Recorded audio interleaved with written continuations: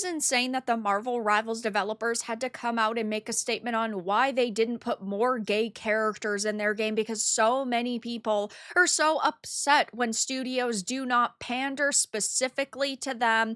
And the Gamer had written this entire article about their one simple response, and now there are people on social media calling for their cancellation, saying this game should be taken offline because it is ridiculous that there are not more LGBT characters highlighted in this title. I have a few different things to show off, but before I get into the topic, if you enjoy the content I create, check out the links in the description, join the community in my live streams, and consider supporting through Patreon or YouTube memberships. Now, the majority of human beings are heterosexual and believe that these are normal people. There are only a small group of individuals in the world who believe that they should be at the center of every piece of entertainment that they consume, and they are always on the attack if studios, if writers, if creators do not make every character diverse and unique, then that instantly becomes a target for this outrage mob online, and the gaming industry is filled to the brim with activists. That is why the Gamer seemingly went into this interview and asked them questions that were clearly going to lead to answers that were going to put the developers in the hot seat for well over a year now. Since Marvel Rivals was unveiled, the media has tried to find angles in which to attack this game. The most common was the characters' designs. They said that it was Gooner bait and Gooner slop, and anybody who liked this game's characters' designs were just losers. And then, of course, they pushed the lack of LGBTQ plus content as a reason for why they hated this title so much. And this new interview has caused quite a stir on social media. It's very clear that the Gamer went into it wanting to find an angle to attack this game, and they have, because in a recent exclusive conversation with the Gamer, NetEase explained that the game's limited queer representation is tied to ensuring each season stays aligned with its core theme. The studio emphasized that character choices are made based on how well they fit the season direction, stating, "When we're designing and introducing new heroes, we always take inspiration from the character relationships in Marvel Comics," they tell us. "And when we have a good season theme coming up, we'll pick our hero combinations according to what fits perfectly with that theme." Now, I obviously don't think they needed to come out and make a big statement on this. I don't think that they needed to even answer this question in the interview, but of course, then the Gamer would say, "Oh, their silence is violence, and they clearly are targeting our community, and they need to be attacked for this." But that was going to happen anyway, because this answer is not the one that the activists wanted. It has led to these people freaking out on social media, and this post alone has 1.1 million views. And when you start looking at the quote tweets, you've either got gamers who are saying, yeah, they simply were not concerned with like real world bedroom conversations, and they just want to celebrate cool characters and fun outfits, while the journalists, followers, and the activists are saying, no, no, no, this is what we should cancel them over now.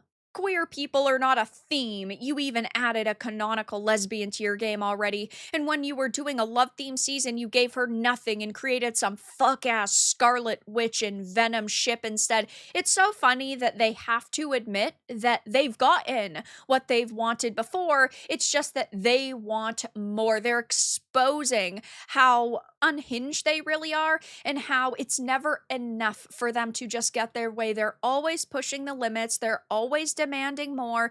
And yes, I do think that there are plenty of good characters in this game, and there are going to be plenty of good characters also added to the game, but I don't think that these developers should feel forced to put specific relationships into their content because there are demands from unhinged individuals telling them to. This statement is a cop out, PR talk, BS. They didn't include any LGBTQ representation in the season with the theme of romance because they don't think representation of queer people is important. It just continues to feed into homophobia and queer phobia.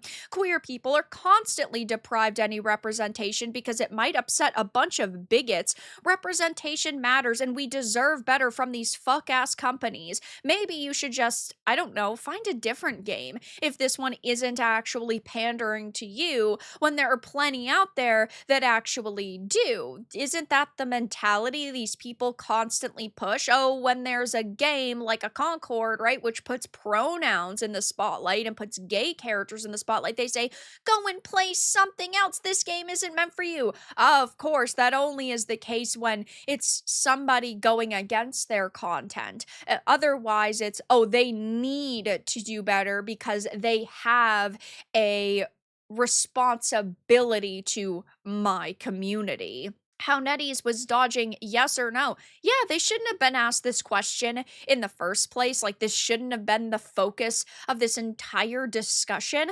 But of course, the way the gamer put up this article is very intentional. It's to cause as much controversy as possible because they actually admit that they did a full-on exclusive interview discussing all things about Marvel Rivals' first anniversary, the development team at NetEase suggesting that it wasn't necessarily intentional, and they just pick the combinations. So they admit that they have other content, other questions that they asked, but yet it's been days and days and days since they said, hey, listen, the devs are responding to the lack of queer content, yet they haven't put up the rest of the interview because they just want to milk the controversy for all it's fucking worth. And they've done this in the past. Here's another gamer article saying Marvel Rivals under fire for ignoring queer couples in season 5. They referenced 2 whole posts. Oh, wow, guys.